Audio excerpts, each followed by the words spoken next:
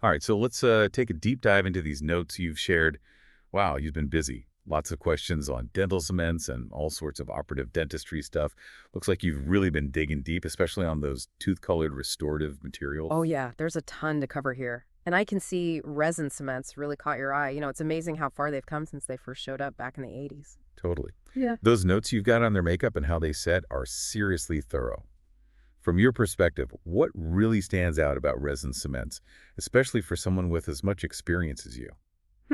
Well, for me, it always goes back to, understanding how their properties work together and how those properties affect what we do in the clinic.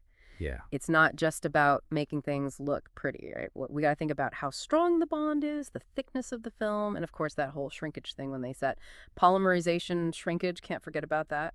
Oh, shrinkage. Yeah, that's the Yeah. one that can really keep you up at night. Am I right? It feels like no matter how much things improve, managing that shrinkage stress is always a challenge. It really is. And your notes totally nail that. We got to be super careful about what could happen, like microleakage and stress on the tooth itself. That's why techniques like incremental layering and using those low shrinkage composite resins are so important. Now, I see you haven't just been looking at resin cements. You've got a whole breakdown of different types of dental cements. You've even organized them by how they work and their main and secondary uses. What's been grabbing your attention as you've explored those different categories? What I find so interesting is how these classification systems, like whether we're looking at Craig's functional way or Phillips's way, they help us appreciate just how many different kinds of dental cements there are and how they've changed over time. Each cement has its good and bad points, and knowing those little details is super important for making the right choices for our patients. You got a whole section on polycarboxylate cement. Yeah. What is it about this stuff that you find so interesting? Polycarboxylate cement was a total game changer when it first came out. Remember, this was like the first cement system that could really stick to the tooth structure. Instead of just holding things in place mechanically, it could actually bond chemically. Yeah. That opened up a whole new world of possibilities. Right. And it wasn't just about adhesion, was it? You mentioned that it's pretty good for the tooth too, right? Biocompatible, I think they call it. Exactly. Compared to some other cements, polycarboxylate cement is pretty gentle on the pulp. That makes it a great option, especially for those deeper restorations or when we're worried about sensitivity. It just goes to show how material science is always trying to make things better, both in how they work and how well they get along with the body. Speaking of materials with a long history, you've been looking at silicate cement too. Your notes mention it's got a pretty unique recipe, and you got to be really careful how you handle it. What do you think is most important about silicate cement from a clinical point of view? Silicate cement, it's fascinating stuff, but definitely tricky to work with. Keeping things dry while you're mixing and placing it, that's absolutely crucial. Even a little bit of moisture can mess things up and you won't get the results you want. And those special instruments, right? You can't just use any old metal spatula with silicate cement. Oh, definitely not. Using a steel spatula with this stuff is a big no-no. The steel can actually react with the powder, causing discoloration and messing up the look of the restoration. Agate or plastic spatulas, those are your go-to tools for this one. So it sounds like you need a very delicate touch with silicate cement every step of the way, from mixing to finishing. You got it. Even when you're finishing and polishing, you gotta be patient. We have to wait a few days before the final polish to let the material fully harden and reach its full potential. Okay, so let's shift gears a bit and talk about some of those basic terms you've got in your notes. Cavity liners, bases, and luting cements. I know we've all been doing this for a while, but it's always good to go back to basics sometimes, right? Hmm. What are some things about these categories that you think are really important? You're absolutely right. Always good to brush up on the fundamentals. So when we're talking about cavity liners, the main thing to remember is that they're all about protection. They're like a shield for the pulp, protecting it from things like acid from cements or other restorative materials. And they help to reduce that sensitivity in freshly cut dentin. Right, and they come in all sorts of forms, each with its own good and bad points. You've got suspensions, glass ionomers, even some types of zinc oxide eugenol on your list. Exactly. What kind of liner you use depends on a few things, like how deep the cavity is, what you're using to restore the tooth, and how much protection the pulp needs. It's not a one-size-fits-all situation. Now, what about bases? What makes them different from liners in operative dentistry? Think of a base as the foundation for your restoration. We use them in deeper cavities where we need to add more material, insulate against temperature changes, and give the restoration some extra support. It's like adding reinforcement to make sure the restoration stays put and doesn't cause problems down the road. So bases are the strong and sturdy types, and liners are more about protection and keeping things comfortable. Got it. Now, how about luting cements? What are the key things to keep in mind when we're choosing and using these materials? Luting cements are what hold our restorations in place. Choosing the right one depends on whether it's a temporary fix or something more permanent. Like for a temporary crown, we need something that's easy to take off later.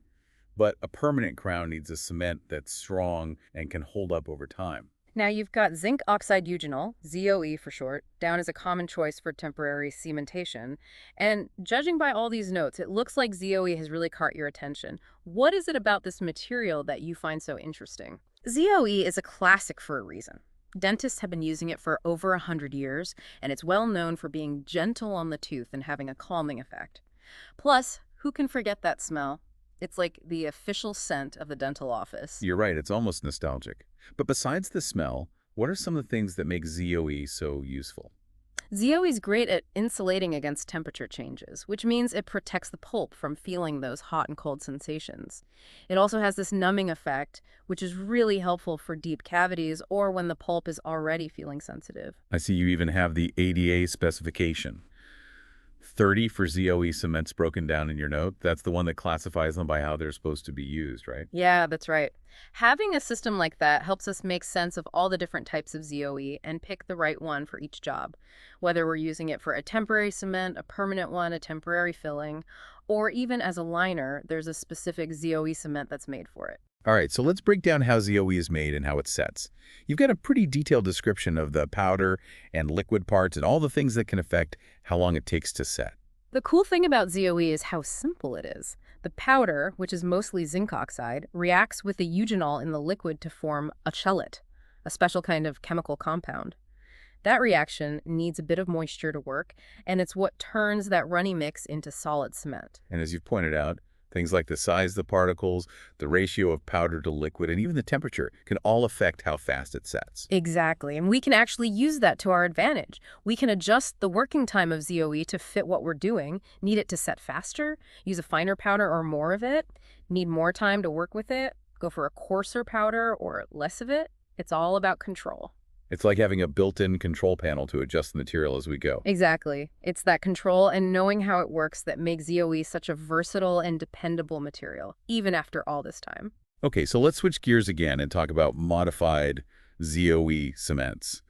It seems like people have been trying to make traditional ZOE even better, especially when it comes to strength. That's right. Traditional ZOE, while super useful, does have its downsides, especially how strong it is. Researchers have been working on making new versions that keep the good things about ZOE but make it tougher and less likely to break. And you've got some familiar names in your notes, IRM and Kelsenol.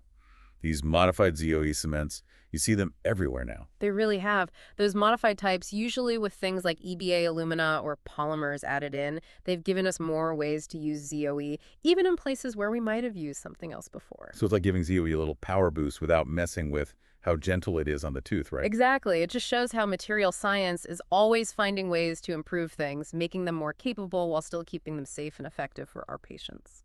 Now, before we move on, there are a couple other things you highlighted I want to touch on.